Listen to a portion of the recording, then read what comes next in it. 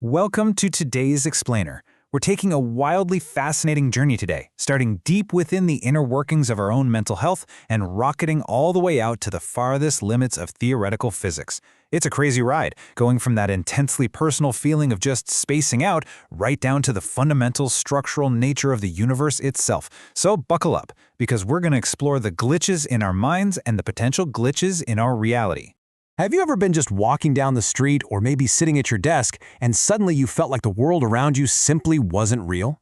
Maybe you've experienced these eerie, dreamlike flashes of déjà vu, or you noticed that the colors in the room suddenly looked muted and kind of flat. Or maybe you just felt this profound, sudden detachment from reality altogether. Well, if you have, you are absolutely not alone. It's a surprisingly common and honestly an intensely scary symptom, but as we're about to see, it is deeply rooted in science. Okay, let's dive into this by defining exactly what we're exploring here. There are two primary terms we need to get straight. First up is derealization. This is the feeling that your surroundings are unreal, foggy, or just artificial. It's almost like a cinematic filter has been dropped right over your vision. Then we have depersonalization, which is that deeply unsettling feeling of being detached from yourself. It's kind of like you're watching your own life happen from the outside. Section 1. Psychological Roots. Why our brain glitches. So when we experience extreme anxiety, chronic stress, or just a totally overwhelmed nervous system, our brain essentially slams on the emergency brake. It's actually a built-in defense mechanism. You see, the brain doesn't just sit back and react to things, it actively predicts based on past trauma. When you've experienced emotional trauma, your nervous system becomes wired for hypervigilance. It develops this negative bias, constantly scanning for danger, even when you are perfectly safe. This trauma lens literally distorts your perception of reality, making completely neutral situations feel highly threatening, and it triggers that dissociative emergency brake before you even realize what's happening. To really understand how this feels, let's look at the actual electrical activity happening inside your head. When we break down our brainwaves, we have active brainwaves. There is gamma, firing at 40 Hz and above for higher perception, and beta, sitting between 13 and 39 Hz, which handles active thinking and concentration. That's hopefully where your brain is right now while you're tuning into this. Then, on the flip side, we have resting brainwaves. Alpha is for calm relaxation, theta is for deep meditation and REM sleep, and delta is for deep, dreamless sleep. Now, normally when you're awake, your brain is firmly operating with those fast, active waves. But here is where the psychological glitch occurs. Things like chronic stress, severe fatigue, and hyperstimulation can actually force an awake, active brain to drop its electrical activity way down into the theta range. That's between 4 and 7 Hz. So you're fully conscious, you're walking around, but your brain is essentially producing the slow waves of REM sleep. This creates a literal waking dream state, which totally explains that surreal, detached sensation of unreality. Section 2. The neurological glitch. The brain's circuitry. Researchers at Stanford University made a really groundbreaking discovery about where this feeling of dissociation physically lives in the brain. So the crucial point is the number 3, specifically a 3 Hz oscillation. The Stanford team discovered that right before a patient experienced severe dissociation, a specific region deep in the brain, called the posteromedial cortex, began firing in a highly coordinated rhythm of exactly 3 cycles per second.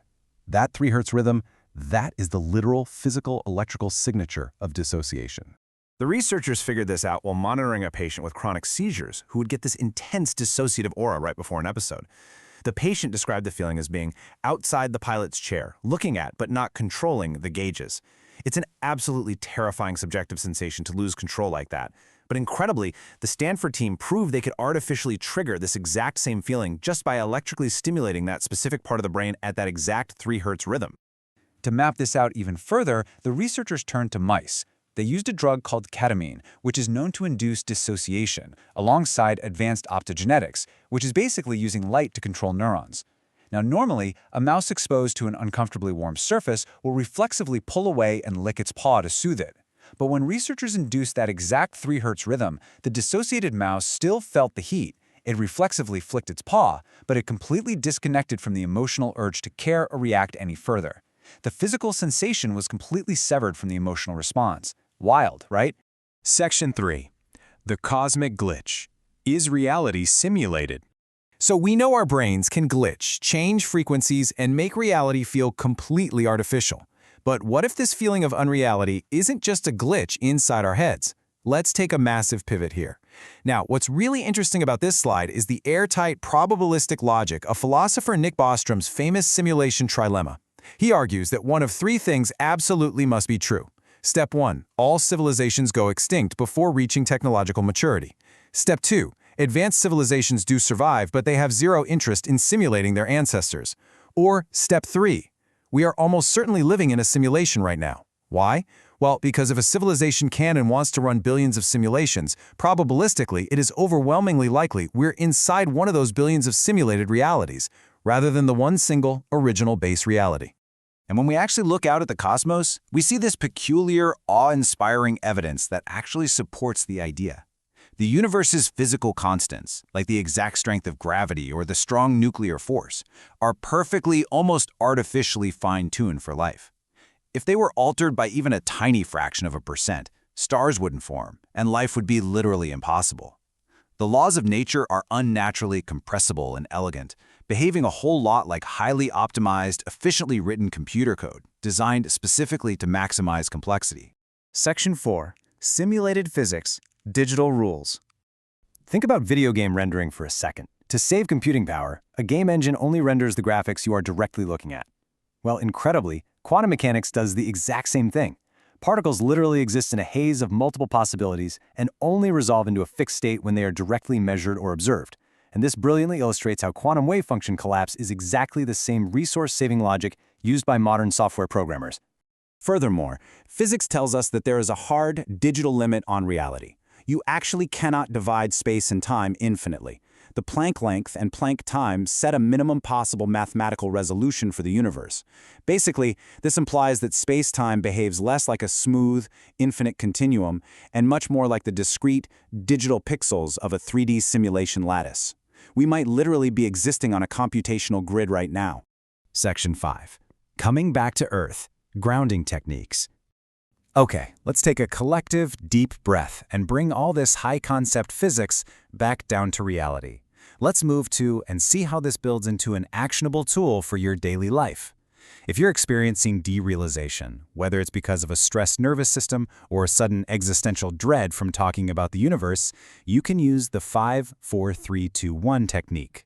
Just acknowledge 5 things you see, 4 things you touch, 3 things you hear, 2 things you smell, and 1 thing you taste.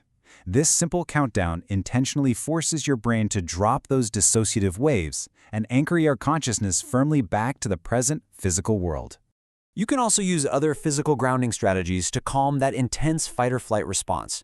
Try the 4-4-6 breathing method, breathing in for 4 seconds, holding for 4, and exhaling for 6. You can hold a freezing ice cube to gently shock your senses back online. You can walk barefoot on the ground to really feel the texture of the floor, or simply listen to highly familiar, comforting music. These simple actions manually override a traumatized or hyperstimulated nervous system, safely pulling you out of that 3 Hz glitch. Ultimately, we are left with a profound and entirely valid question. Whether our reality is generated by biological neurons inside our skulls or rendered by digital code in some higher universe, does it really matter as long as we can feel the ground beneath our feet? Your experiences are entirely valid. Your consciousness is real, and armed with these coping tools, you can successfully navigate the beautiful and, sometimes glitchy mystery of existence. Thank you so much for joining me on this explainer, and remember to always stay curious.